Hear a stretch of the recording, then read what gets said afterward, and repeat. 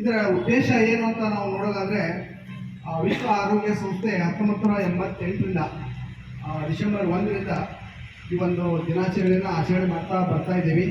ಉದ್ದೇಶ ಇಷ್ಟೇ, ಈ HIV ಸೋಂಕಿತರು ಏನಿದ್ದಾರೆ ಅವ್ರನ್ನ ಸಮಾಜದಲ್ಲಿ ಯಾವ ರೀತಿ ಜನರು ಕಾಣ್ತಾ ಇದ್ದಾರೆ, ಅದರಿಂದ ಅವ್ರಿಗೆ ಕಾಯಿಲೆ ಬಂದಿದೆ ಅನ್ನೋದಕ್ಕಿಂತ ಈ ಜನಸಾಮಾನ್ಯರು ಅವ್ರಿಗೆ ಕಾಣುವಂಥ ರೀತಿಯಿಂದ ಅವರು ಮನನೊಂದು ಸಾಕಷ್ಟು ಜನ ಸಾವನ್ನಪ್ತಾ ಇದ್ದಾರೆ. ಆ ರೀತಿ ಆಗಬಾರ್ದು. ಜನರಲ್ಲಿ ಏನಿದೆ ಅಂತಂದ್ರೆ, ಒಬ್ಬ ವ್ಯಕ್ತಿಗೆ HIV ಬಂದಿದೆ ಅಥವಾ ಏಡ್ಸ್ ಬಂದಿದೆ ಅಂದ ತಕ್ಷಣ ಅವನ ಜೊತೆ ಮಾತಾಡಿದ್ರೆ, ಅವನ ಜೊತೆ ನಾವು ಕುತ್ಕೊಂಡ್ರೆ, ಅವನ ಜೊತೆ ಕುತ್ಕೊಂಡು ಊಟ ಮಾಡಿದ್ರೆ, ಅವನ ಸ್ಪರ್ಶ ಮಾಡಿದ್ರೆ ಬರುತ್ತೆ ಅನ್ನೋ ಒಂದು ಇದರಿಂದ ಜನರು ಅವ್ರ ಹತ್ರ ಹೋಗ್ಲಿಕ್ಕೆ, ಅವ್ರ ಜೊತೆ ಮಾತಾಡಲಿಕ್ಕೆ ಇಷ್ಟಪಡ್ತಾ ಇಲ್ಲ. ಆ ನಿಟ್ಟಿನಲ್ಲೇ ಆ ರೀತಿ ಆಗಬಾರ್ದು. ಜನಸಾಮಾನ್ಯರಿಗೆ ಆ ರೀತಿ ಒಂದು ಅವರ ಒಂದು ಊಹೆ ಪ್ರಕಾರ ಆ ಕಾಯಿಲೆ ಬರೋದಿಲ್ಲ, ಆ ಕಾಯಿಲೆ ಬರೋ ರೀತಿನೇ ಬೇರೆ ಅನ್ನೋದ್ರ ಬಗ್ಗೆ ಜನಜಾಗೃತಿಯನ್ನು ಮೂಡಿಸುವಂಥ ಕಾರ್ಯಕ್ರಮ ಆಗಲಿ ಅನ್ನೋ ಉದ್ದೇಶದಿಂದ ಈ ಕಾರ್ಯಕ್ರಮಗಳನ್ನ ಮಾಡ್ತಾ ಬರ್ತಾ ಇದ್ದೀವಿ.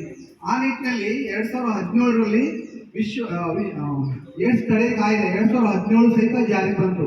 ಅದರ ಉದ್ದೇಶ ಏನಂತಂದ್ರೆ, ಈ ರೀತಿಯಾಗಿ ಯಾರಾದರೂ ಸಹಿತ HIV ಅಥವಾ ಏಡ್ಸ್ ಸೋಂಕಿತರಿಗೆ ಏನಾದರೂ ಈ ರೀತಿ ತೊಂದರೆ ಮಾಡ್ತಾ ಇದ್ದಾರೆ ಅನ್ನೋದೇನಾದರೂ ಕಂಡು ಬಂದ್ರೆ ಅವ್ರಿಗೆ ದಂಡ ಮತ್ತು ಪನಿಷ್ಮೆಂಟ್ ಕೂಡ ಅದರಲ್ಲಿದೆ.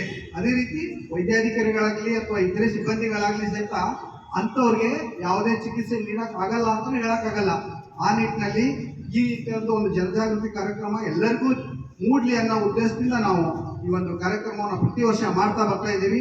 ಆ ನಿಟ್ಟಿನಲ್ಲಿ ಇವತ್ತಿನ ದಿವಸ ಈ ಒಂದು ಜಾಥಾ ಕಾರ್ಯಕ್ರಮ ನಡೆಯಲಿದೆ. ಇದರ ಉದ್ದೇಶ ಈಡೇರಲಿ, ಎಲ್ಲರೂ ಸಹಿತ ಇದರಲ್ಲಿ ಭಾಗವಹಿಸೋಣ ಅಂತ ಹೇಳ್ತಾ